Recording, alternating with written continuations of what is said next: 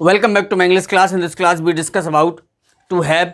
मित्रों, आज हम लोग पढ़ेंगे हैव के विषय में। हैव की कितनी फॉर्म होती हैं और किस प्रकार से इनको प्रयोग किया जाता है। क्योंकि जैसे हम लोगों ने बी फॉर्म को पढ़ा था कि बी की प्रेजेंट में कौन सी फॉर्म होती है, पास्ट में कौन सी फॉर्म होती है, अर्थात उसकी पास्ट पार्टिसिपल यानी थर्ड फॉर्म कौन सी होती है, ठीक उसी प्रकार से हम लोग आज पढ़ेंगे हैव फॉर्म के विषय में।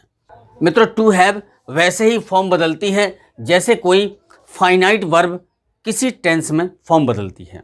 यदि सेंटेंस में फाइनाइट वर्ब दी है तो जिस प्रकार से वो फाइनाइट वर्ब अपने टेंस के अकॉर्डिंग फॉर्म चेंज करती है, ठीक उसी प्रकार से हैव भी चेंज करता है। जैसे आपने देखा प्ले यहाँ पर फर्स्ट फॉर्म है, प्लेड आपकी पास्ट फॉर्म यानी सेकेंड फॉर्म है, प्लेड यहाँ पर थर्ड फॉर्म है, प्लेइंग यहाँ पर प्रेजेंट पार्टिसिपल यानी वर्ब में आईएनजी लगा हुआ है, टू प्ले ये आपकी इन्फिनेटिव फॉर्म है, प्लेइंग ये आपका जीरेंड फॉर्म है, विल प्ले ये आपके मॉडल के साथ में फर्स्ट फॉर्म का प्रयोग हुआ है।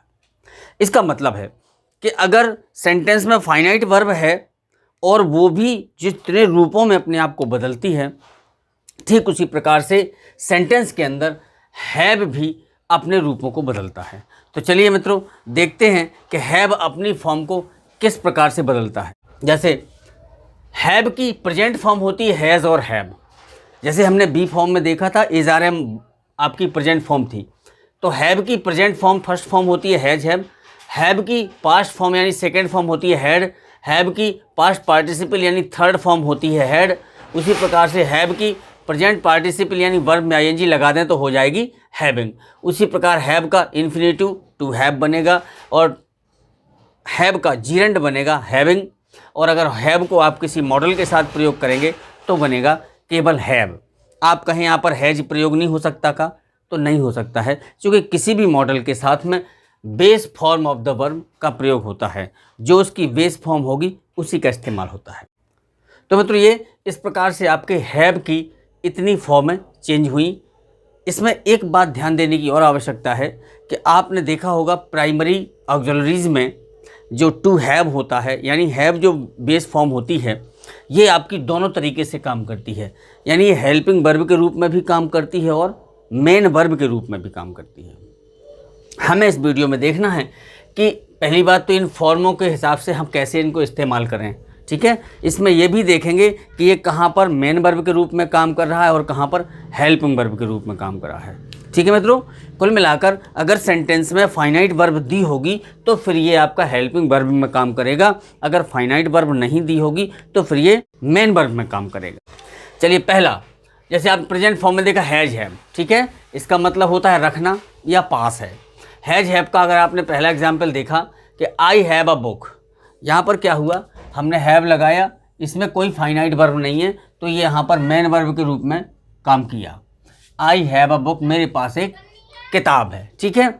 अगर हम हैव के साथ में कोई फाइनाइट वर्ब का प्रयोग कर दें तो फिर ये यहाँ पर एज ए हेल्पिंग वर्ब के रूप में प्रयोग होगी। जैसे हमने कहा I have bought a book, तो ये आपका प्रेजेंट परफेक्ट टेंस हुआ।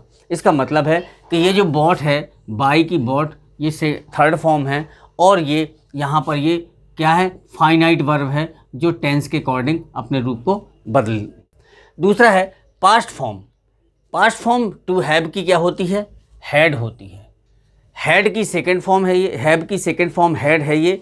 तो हमने एक एग्जाम्पल लिखा he had a blue shirt, यहाँ पर हैड क्या है, ये सेकेंड फॉर्म है और यहाँ पर ये मेन वर्ब के रूप में काम कर रही है। क्यों कर रही है, क्योंकि इसके साथ में कोई भी फाइनाइट वर्ब नहीं दी है, कोई भी एक्शन वर्ब नहीं दिया है। He had a blue shirt, उसके पास एक ब्लू शर्ट थी, करेक्ट। अगर हम इस हैड के साथ में कोई फाइनाइट वर्ब लगा दें, जैसे he had sold a blue shirt, उसने ब्लू शर्ट को बेच दिया था, तो ये हैड के साथ यहाँ पर प्रयोग हुआ सोल्ड यानी थर्ड फॉर्म।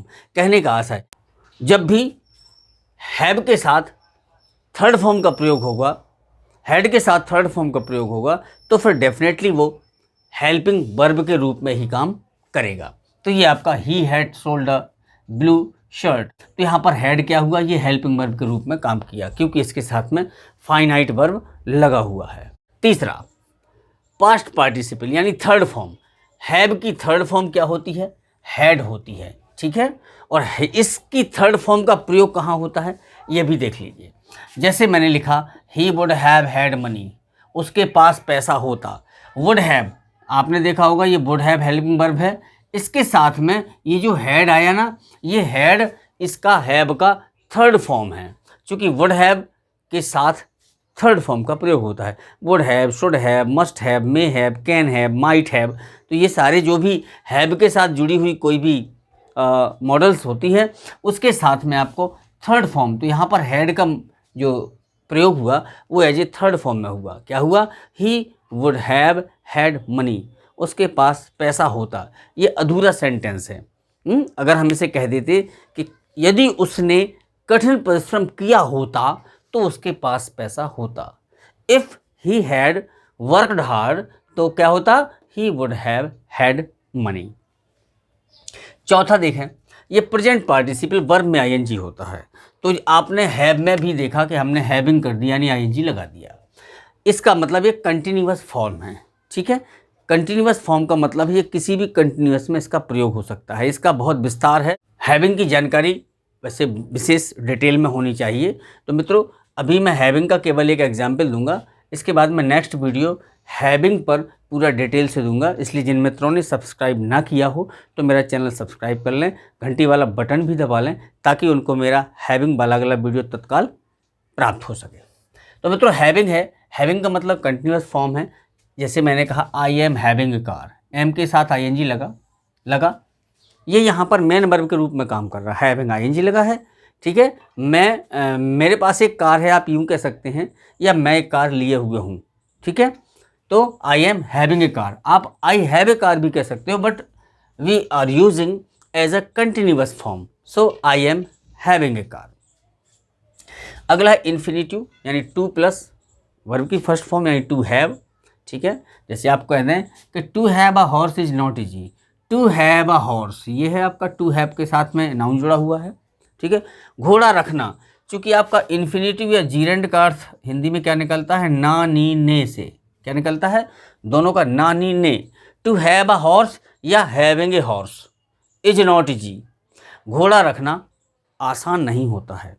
तो यहाँ पर ये टू हैव क्या है? ये इन्फिनिटिव के रूप में है। और इसमें देख लिया आप हैविंग ए हॉर्स, तो हैविंग क्या है यहाँ पर? ये आपका जीरेंड के रूप में प्रयोग है मित्रों। सातवां है मॉडल्स। मॉडल्स में किसी भी मॉडल के साथ में आप बेस फॉर्म हैव का प्रयोग करते हैं। किसका करते हैं? बेस फॉर्म हैव का प्रयोग करते हैं। आप कैन हैव कह दें, शुड हैव कह दें, विल हैव कह दें, वुड हैव कह दें। ठीक है, तो ये आपकी बेस फॉर्म इसके साथ में हमेशा प्रयोग होती है। जैसे कैन हैव के बाद अगर कोई फाइनाइट वर्ब दी है, कोई एक्शन वर्ब दिया है, तो कैन हैव के साथ, वुड हैव के साथ, शुड हैव के साथ सदैव थर्ड फॉर्म आती है। और यदि कैन हैव के बाद कोई नाउन दिया है तो फिर can, shall, should, may, might, will, would के साथ वो बेस फॉर्म के रूप में प्रयोग होगी। जो बेस फॉर्म है ये बेस फॉर्म के रूप में प्रयोग होती है। जैसे कि आपने देखा बी का, कैन के साथ कैन बी का प्रयोग होता है, बी बेस फॉर्म प्रयोग होती है। शुड के साथ शुड बी, उसी प्रकार शुड के साथ शुड हैव, उसी प्रकार विल के साथ विल हैव का प्रयोग होगा। तो फ्रेंड्स ये थी टू हैव की वर्ब फॉर्म्स, यानी first form present has have, past form second had, past participle third form had, present participle यानी वर्ब में आईएनजी यानी कंटिन्यूअस फॉर्म आपका having, infinitive to have, gerund having. और इस प्रकार से हमने इनका प्रयोग इन सेंटेंसेस में मिला करके किया है। तो फ्रेंड्स आई होप आपको वीडियो अच्छा लगा होगा। अगर अच्छा लगा हो तो लाइक ज़रूर कर लीजिएगा, शेयर कर लीजिएगा, और मिलते हैं नेक्स्ट वीडियो में हैविंग के फुल डिटेल के साथ, यानी हमें हैविंग का कहाँ कहाँ किस टेंस में कैसे प्रयोग होता है, ये फुल डिटेल के साथ आपसे मिलते हैं। तब तक के लिए नमस्कार।